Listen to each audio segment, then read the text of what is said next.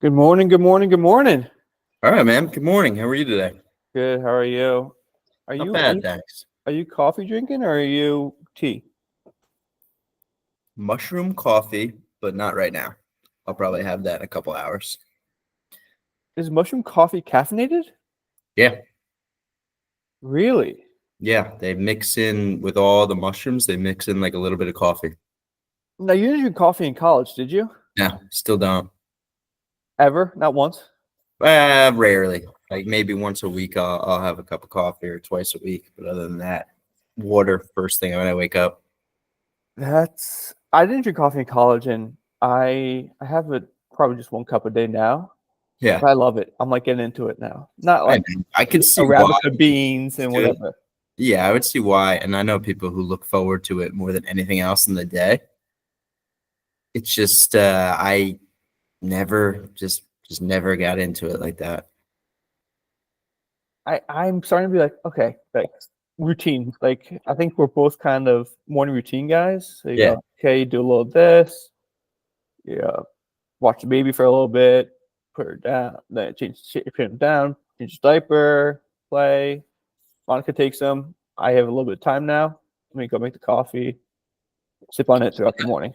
Yeah, so that makes sense to me. I know a lot of people who would do it at this time. So kids not up yet, got 30 minutes to myself, Yeah. make a cup of coffee and enjoy the day before the craziness begins. Yeah, this is green tea. I can't because we live in a one bedroom and he sleeps out in the living room. I can't make coffee in the kitchen. Grinder. Yeah.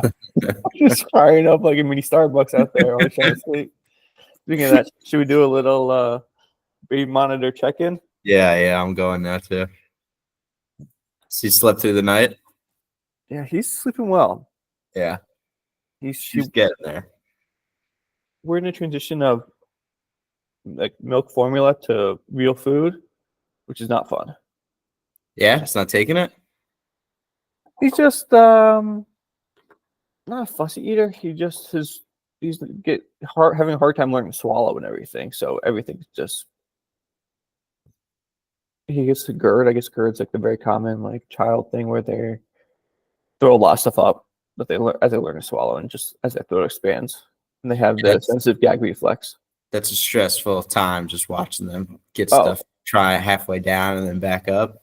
makes the worst, horrific, demonic sounds as they're beat red and choking. So everyone's enjoying that, especially my wife. All right, you want to start getting into Yeah, a let's do it. quintessential dad book, The Hunt for October, Tom Clancy, published in 1984, ubiquitous on dad bookshelves around the country. I'm thinking we do. This is all gonna be. This will be spoiler Yeah. talk, more discussion. Not gonna half review, half discussion. We're gonna talk about the plot, talk about uh, characters and resolution, and everything. But quick synopsis: The Hunt for October details the investigation and chase for Soviet submarine captain Marco Ramius and his cutting-edge vessel, the Red October. As he sinks through the ocean deep, he is pursued by Jack Ryan, a CIA analyst thrust into the role of deciphering this adversary's intentions and actions as he attempts to prevent catastrophic war between these nuclear superpowers. So reading that synopsis, you feel like this is a modern thriller kind of sci-fi type book. Yes. But you don't get from that synopsis is this is a slow-moving spy-ish historical fiction type novel. There's so much Cold War geopolitics in this Yeah. book. It's drenched on every page. Yes. And that's what you don't get from the synopsis, and you kind of get from the movie, but not even that much. Rereading this book, it's a little different than I remembered. When was the first time that you read it? 2016, 17. So, All right, mine was 7, 8 years ago. just a couple of years ago. And it's a little slower pace than I remember. I remember being slow. And I remember Ramius's turn towards defection. This is going to be, again, all spoilers. Defection happens in the first third of the book. Yeah. I remember it being kind of a mystery what his intentions were. Like, what is this rogue Soviet sub doing on the coast of America? Oh, so you don't remember Jack Ryan kind of figuring it out early. Yeah, I remember it being like, oh, like it's a mystery, and then he figures it out. Like, oh, it's a defection. We got to do this, this, and this. But it happens a lot earlier because he figures it out, and then he's going from aircraft carrier to aircraft carrier, trying to And you said before wrangle you were thinking about it in like the first third. I think I would divvy it up in quarters. That's fair. I think the second quarter, the second quarter, it was brutal. It was so slow. It was so technical. It was just like a struggle getting through it. Third quarter was when the action really picks out, which I think was the best part of it. First quarter was good, gets you hooked, pull you in, and then fourth quarter kind of dragged on a bit as well. I totally agree with probably first quarter. Totally agree. Second quarter is probably the worst. That's tough. Yeah, because you don't get a lot of Jack Ryan. I was surprised at how little he's in the book. Yeah, a lot of it's the USS Dallas, the opposing U.S. sub with which I liked. I liked all that part. It was the stuff with like the government officials when they were talking about the plans, potential plans. That was rough. Yeah. So speaking of that, I wrote down a little section, and this book is dense. And to give listeners a little credit, or a little insight, the U.S. politicians have to think about the legal ramifications for accepting the Soviet sub as it defects. And here's a quick text about it. The international basis for this is the Salvage Convention of 1910, Brussels, which codified the transnational nature of admiralty and salvage law. This was ratified by the United States in the Salvage Act of 1912, 37 Statute 242, 1912, 46 USCA Statute 727 through 731, and also 37 Statute 1658, 1913. Yeah, and that's not the fine print. That's a paragraph in this book. I was like, okay, Tom, I get that you know a lot about subs and everything.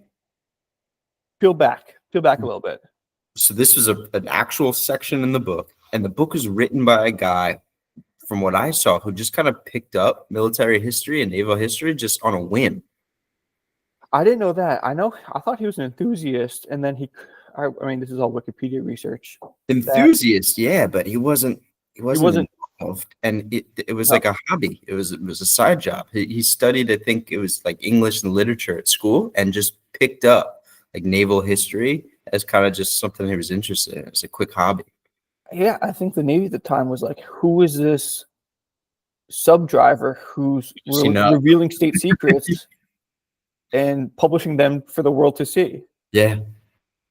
From really just picking it up too. And the stuff where he includes the I forgot the character's name in the book, but the guy who was in the accident, who was actually doing all the sub. Yeah, who was working at Annapolis analytics, I guess you could call it at that time. Mm-hmm. Yeah, his like detail and insight was incredible.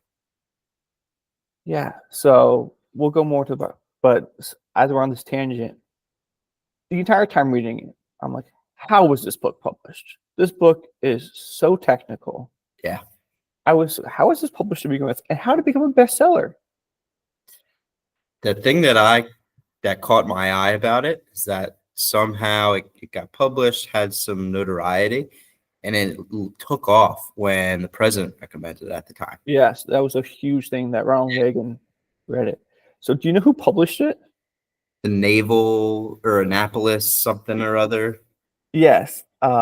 It was, I have it. It was a naval publishing company that talked about like just the technical aspects of boats. Yeah, and they want to get into novels and fiction. which is amazing that just happened because you wouldn't put those two together. I was well. Then when I saw that, how is this book published? And then I saw that it was done by a And he naval wrote it. specific. He wrote it when he was an insurance agent. He wrote it when he was at home after dinner when he was working full time as an insurance agent. He did Because that. all the research that went into it, all of the analytics and all of the specific research when it must have taken, you would think, years to put it together. But it didn't seem like that. He wrote it in 4 months. It's incredible. 4 months as a half side job. It's astounding. In his father-in-law's insurance company. Father-in-law's insurance company.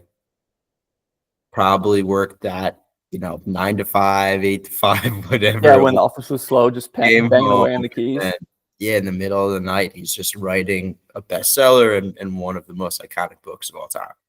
Yeah. I mean, he absolutely took off. He owned part of the Orioles at some point. Saw that. Makes no sense. I mean, he's maybe one of the most lucrative writers. Has to be.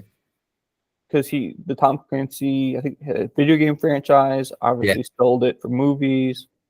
Novels were bestsellers. Yeah, what's interesting, I don't know if it was him or his family, because he died kind of early. I don't know if it was him or his family who actually sold the rights to his names. So those video games are called, Tom Clancy Rainbow Six, Tom Clancy Ghost Recon, Clancy Spitters. Yeah, so they all have Tom Clancy in front of it. He just makes money off the name. Yeah, he's kind of an industry into of himself.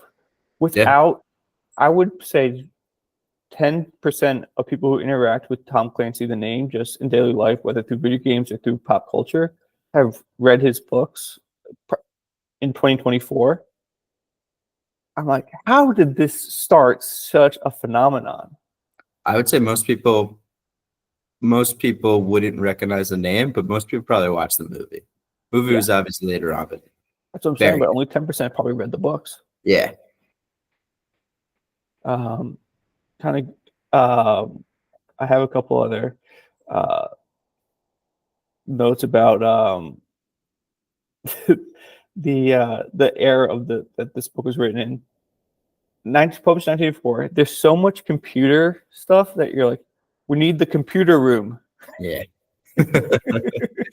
That usually drives me crazy, that kind of stuff, where you're thinking back to like the 80s or so, and they didn't have a cell phone. They couldn't make a phone call kind of thing. Yeah.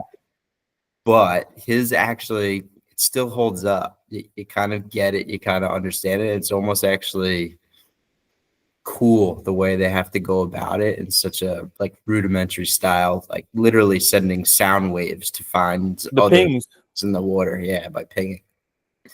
Yeah, that was also one of the most far-fetched scenes of the book when they're just pinging back and forth. And I mean, it was just. I overall thought the book was okay. I don't know how we'll do our ratings at the end, but there are some things where like, oh, this is so technical, this is so detailed, and then you're like, that makes no sense at all. Yeah, like the sub going into the harbor in Maryland, right. And everyone getting off and no one noticing a thing, and the nuclear meltdown.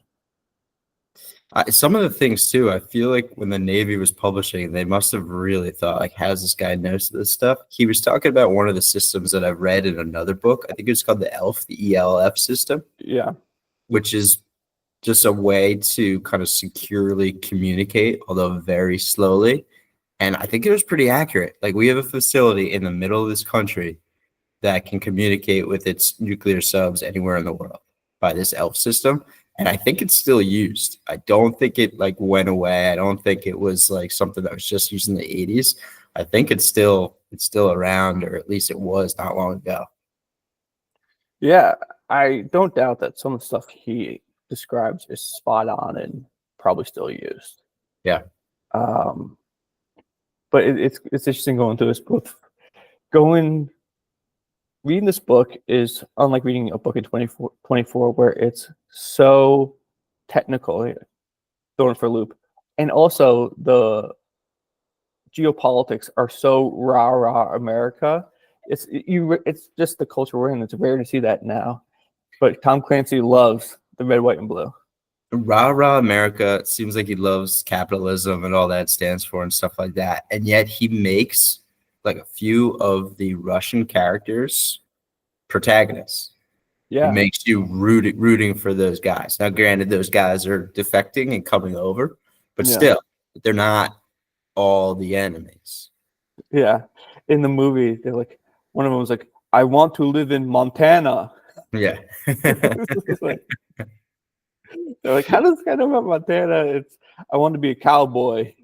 Yeah, and then watching, I forget what movie they said they turned on from. E.T. They watched E.T. in the book, and they thought it was the greatest movie of all time. Watched it over and over again. Yeah, I mean that's in the '80s. Like nobody really knew for sure. I don't think what was going on, behind the Iron Curtain. Yeah, it was the era. Probably did a pretty good job of explaining like their desire and their knowledge or lack of knowledge about what's actually what life is like actually here. Yeah, it was the era of Rocky IV. I mean, the people really thought that a nuclear war was possible between Oh, the for Soviet sure. Union and America. Yeah. And just another quote from Tom Clancy's flag waving. The good of the people was a laudable goal enough, talking about communism. But in denying a man's soul an enduring part of his being, Marxism stripped away the foundation of human dignity and individual value. Yeah. And again, this is coming from a guy who studied like English and literature in school. I think it said he had like a 1.8 GPA in college or something like that. He just must be like a Dad genius. was a post off worker. Mom was like an office administrator. Just to come up with these theories and these thoughts and then build his books around it was pretty impressive. Like if he tapped into something. Tom Clancy was around now and times were different, he would have the #1 podcast in the world. Oh yeah, he would be cute. There's no doubt. He'd be a Dan Carlin kind of guy. He'd be a domestic Dan Carlin. Bigger, but yes, yeah. He would talk about dailies, yeah. But he's not hiding the ball on his politics. And he was a known, conservative speaker around DC, and he lived in the DC area. But it's interesting because I bet at this time he was like, America and our values are better than Soviet Union. And this is the era of Reagan where that's exploding. Yeah, confidence. Yeah. Every section with Jack Ryan is better than sections without Jack Ryan. I would say so. The parts that I enjoyed without him were involving the US sub with Jonesy. Like trying to find what he's the master ping operator, I guess you could call him. Those scenes seemed fun. A lot of it too, because I read the book, watched the movie, and then read the book again. So in that order. So this time reading the book, I was putting the characters' faces to their names. Yep. So that helped that section too. Like I could picture the captain on that ship, like standing over him, drinking coffee or whatever. That helped make those sections pretty interesting. Yeah. But when we're like, all right, I would say the Jack Ryan pages are better paced than the rest of the book because he's moving from London to ship to DC out to a helicopter to a aircraft carrier, then he's on a jet at one point to another aircraft, to a British aircraft carrier, having to put on the British, officer's uniform. Yeah. I felt that was like, all right, let's get, Jack.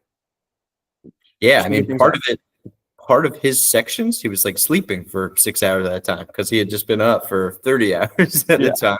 But even those parts, just him like waking up after 6 hours and being in a different ship is interesting. Yeah. Or him talking to the head of the CIA, being like, okay, we got to take you into this meeting. And it's like, turn a corner, take a drive. Yeah, and by the way, the president's going to be here. And you're presented to him. Yeah.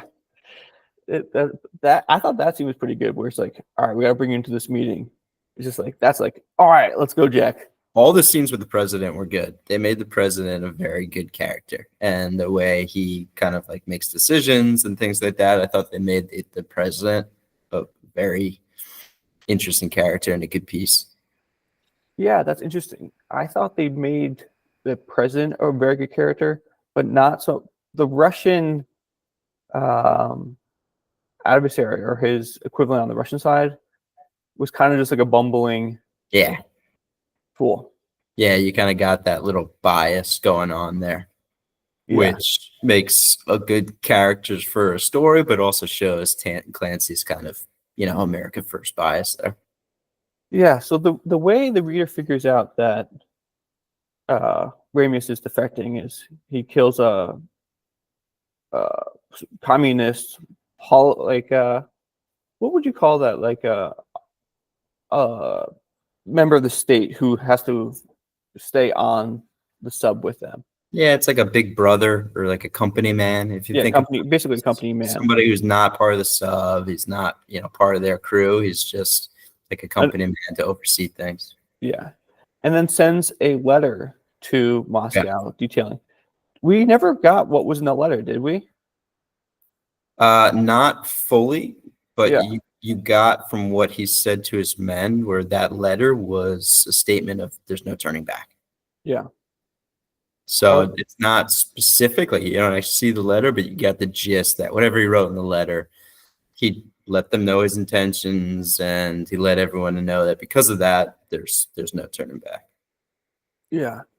And then rereading it this time, I was like, I thought there's the Russian sub comes after him, reading the book, and then they get everyone off. I'm like, I guess they don't. Like, what happened? And then they have to do a whole nother maneuver, which is they cut it out of the movie because it just makes sense that it's just one exit from the sub. That to me was the fourth quarter of the book. If you split it into quarters, that final fourth quarter was now Ryan's on his ship, and they have to do their dance, the sub dance. There's the shootout. And you didn't like that as much. The fourth part I did. So if I was reading it and I was like, this is the last. I was like, when does this happen? And it's the last 10% of the book. It's second half of the fourth. Yeah. No, I like that part, just not as much as the previous part. My favorite parts of the book were when Ramius was on his sub, everyone was on their own subs, and they were doing their own kind of dances and still in the process of defecting. Then we're agreed. Like, I thought the first quarter was good, and the fourth quarter was good. The middle, there's a whole subplot about another Russian sub that goes down, and they're trying to figure out who this sailor was, who's in a U.S. hospital. Yes. Yeah, that was weird. That was strange. They kind of put in there. And you notice it was cut out of the movie because it was superfluous? A little too much, yeah. Interesting parts to it and everything like that. But yeah, that was a little... I kept trying to think back. Oh, did they use that sub? Was that like the shell that they used in the future? But no, they used a U.S. sub that they just remanufactured as kind of the shell sub when they were trying to prove that it was busted. Yeah. What was interesting about that too, you know how they were talking about we had those ships that were like salvage ships that would go down to the bottom. I had just read a different book, a nonfiction book, all about that. About deep sea submersibles that go down, 25,000 feet and crazy stuff like that. That's a crazy job. Are you a deep sea guy? Would you be a deep sea? Petrified. No. Freaking way. Absolutely not. So I'm a hard no. Yeah. I mean, submarines in general are too scary and deep for me. Those deep sea submersibles are nuts. And they're so small. They're so compact. Dark, cold, compact. I'm out.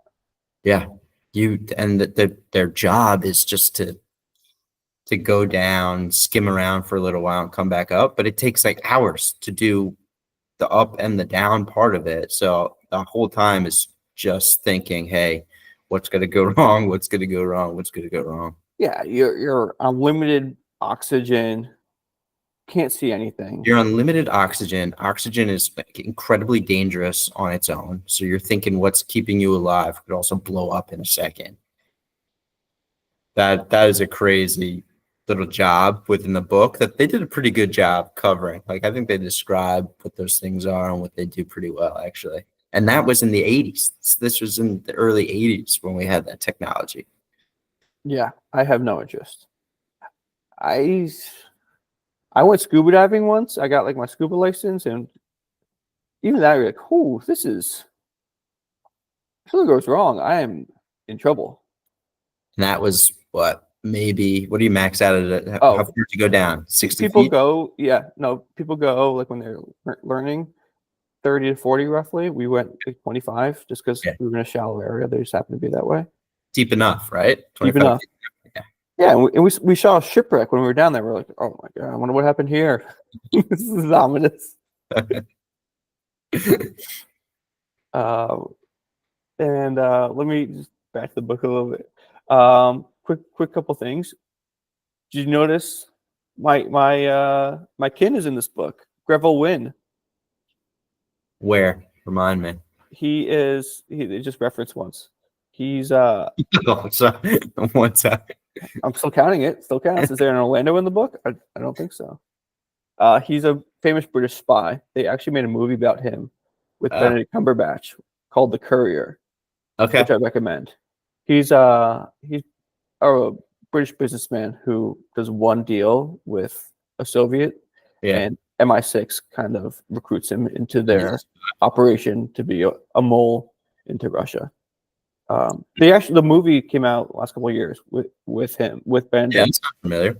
Is worth the watch. And then another shout out, Fordham was in the book.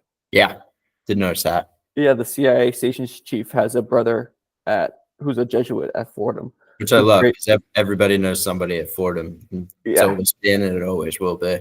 Yeah, it makes total sense. The CIA versus KGB stuff was pretty cool, I thought too. Just knowing that there was, I forgot the title of our operative over there who was actually providing the detail. But did you get that when they were talking about him being like a lifer, where they've tried to bring him back and he didn't want to come back because he's just a lifetime spy? That's all the guy was doing. Who, Jack Ryan was a lifetime spy? No, the spy who was given the original information, who gave like the detail of, I believe he was the one who provided to the U.S. the detail of the letter. Mm-hmm. Greer referred to him a couple of times. Oh, Cardinal. Something Bird. Yeah, it was Bird. Cardinal, yeah. That's the one who the Jesuit prays for. Quick aside, we're on baby watch because he just got up. Okay. This is going to be part of our process of talking books. I'm going to give him a couple minutes, but we're monitoring the situation. It's a high stress situation. Yeah, exactly. I just gotta let my wife know that I'm watching him on the baby monitor.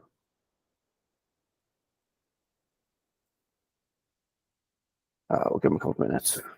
But all right, with external activities, what do you give the book? Do you recommend it? If someone picking up at the airport, you see someone reading it. At the Hudson News, someone picks up Hunt for October off the shelf. You say you're gonna love it. What are you saying to the guy? Totally depends on the person. I would say most people are not going to love it, to be honest with you. You have to be in for not an exciting spy thriller, but an interesting kind of historical fiction, and you have to be down for that. I will say also that this was a book whose movie didn't ruin it.